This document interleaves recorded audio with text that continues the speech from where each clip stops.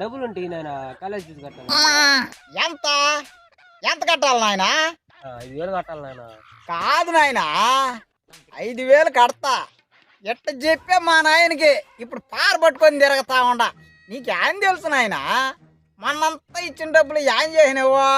లంచ్కి పెట్టాయినా? ఊరికి పెట్టినావో? చెప్పు నాయన, ఒక మాట చెప్పు. ఈసారి చదువుకుంటాను నాయన. ఆవిడ కోపం వస్తుందా? అంటే ఈసారి చదువుకుంటానంటే ఇంత ముందు అంతా అటకెక్కి ఇచ్చేసినా? ఇంత ముందు కట్టిందంతా ఊరికి పెట్టేసినావా? చెప్పు నాయన, అది కూడా చెప్పు నాయన.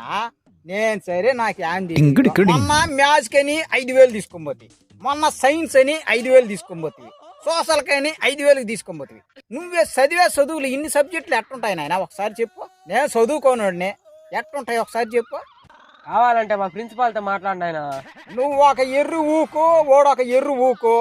మొన్న దేవుడికి టెంకాయలు కొట్టాలని పిల్లకాయల చేత అంతా తెప్పించినాడు నాయన. ఏం చేశాడు? మొత్తం బ్లాక్ లో అమ్మేసినాడు. ఓడికి డబ్బులు వేస్తే వాడు ఏమన్నా ఉండిస్తాడా? ఓడు ఒక దొంగ, నువ్వు ఒక దొంగ. రాత్రికి ముందు వేసేసుకుని సిట్టింగ్ చేసేస్తారు. నాకెందుకు తెలీదా?